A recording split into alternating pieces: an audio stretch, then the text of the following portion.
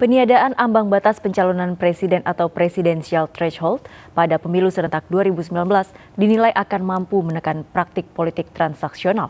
Untuk itu, peniadaan ambang batas pencalonan presiden pada pemilu 2019 diharap dapat memunculkan calon yang segar untuk memimpin NKRI. Undang-undang pemilu ini adalah instrumen untuk mewujudkan pemilu yang jurdil dan demokratis.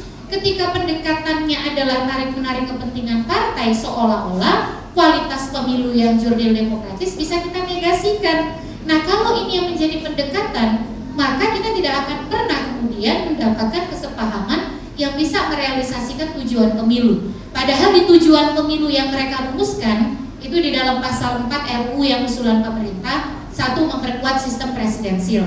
Yang kedua, mewujudkan pemilu yang jurdil. Nah, kalau jurdil, selama kata-kata adil itu ada, maka tidak boleh ada suara pemilih yang terbuang. Jadi suara pemilih sudah hadir ke TPS, memilihnya benar dalam artian sah begitu ya, tapi dia tidak bisa diikutkan di dalam perolehan kursi.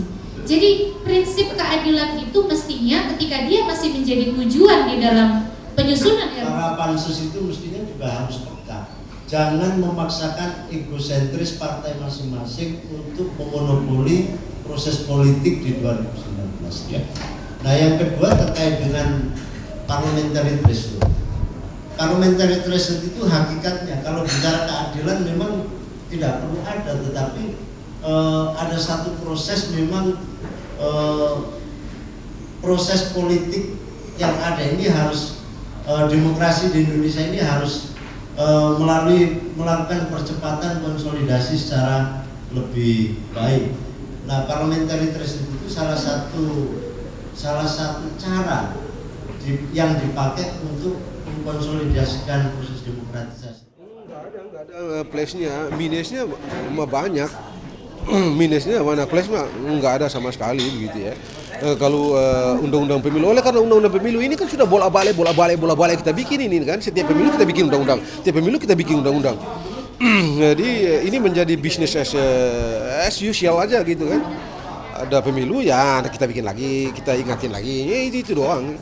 Tetapi memang untuk kali ini penting dan masuk akal memang kita bikin undang-undang baru oleh karena pemilunya kan diserentakin ya, jadi memang mesti dibikin undang-undang baru. Hanya saja memang harus kita akui dua isu yang dianggap krusial itu yaitu parliamentary threshold dan presidential threshold itu sekali lagi saya mesti bilang secara tegas tidak punya dasar konstitusi sama sekali.